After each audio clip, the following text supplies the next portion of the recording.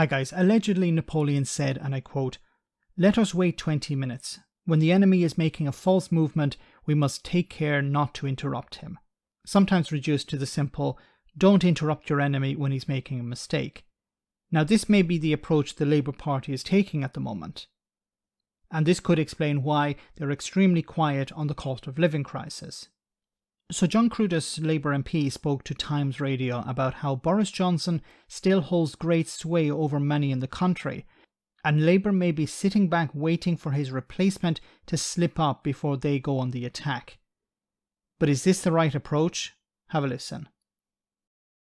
This sort of car crash leadership election of the Tories, you see the way they've had to jettison yet another prime minister, and you see some of the economic and social consequences of what could be a stagflation period we're entering into, and we'd like to think we should be way ahead. Now, I think we all should collectively hold our nerve and wait and see what happens around the conference time, because I assume, and I haven't got any evidence about this, I assume all of the front bench teams are burrowing away, drafting alternative legislation, a different radical agenda that will unveil. So I think... But at the moment, we've just got this argument that's going on between different Conservative candidates and different factions, and Labour doesn't even seem to be on the pitch, does it? Well, one argument amongst political professionals would be if your opposition, your opponents are making such a hash of things, leave them to it.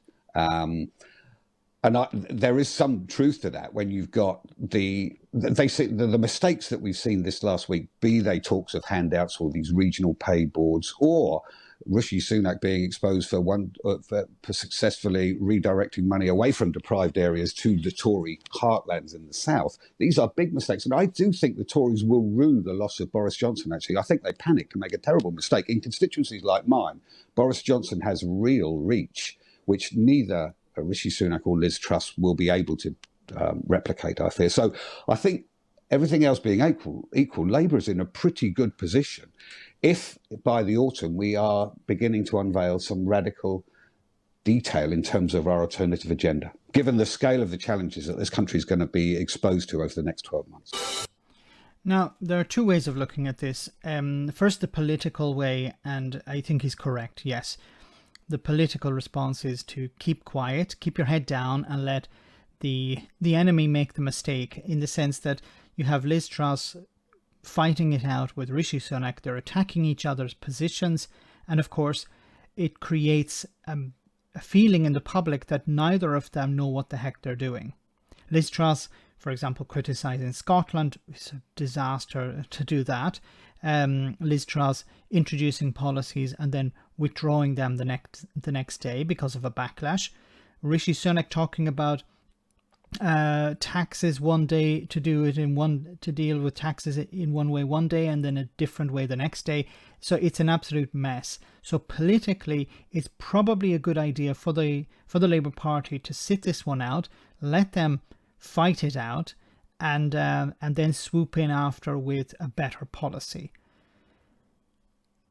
But the other aspect, of course, is the reality, and people are struggling at the moment. Now, Boris Johnson is in charge, and he doesn't want to do anything. Whoever's going to replace him, likely Liz Truss, is going to inherit an absolute disaster, and she doesn't seem to be interested in actually dealing with it. She's still in Tory mode, and when she becomes Prime Minister, she'll likely remain in Tory mode. And what I mean by that is she's going to try and keep the likes of the ERG or the far right within the party happy, because she doesn't want to be kicked out, so she knows she needs to hold on to these people. There isn't a general election anytime soon, so she will likely feel quite safe. As long as I've won the position of Prime Minister, I don't really have to worry about anything else. And this is a crisis on epic proportions. You need to deal with it. Now, as I said, she's going to inherit an 80-seat, more or less, majority from Boris Johnson, and she can do whatever the heck she wants. Keir Starmer and the Labour Party can try to push through legislation to try and help people, but it will be knocked down. The SNP, Lib Dems, Greens, anyone else can try and do something, but it will be knocked down because the Tories have an 80-seat majority and they're going to vote down party lines, as they have done before. We have been down this road before. We have seen how hungry children during the pandemic were made to stay hungry, and pretty much every, if not every, Tory MP voted against motions to help those children.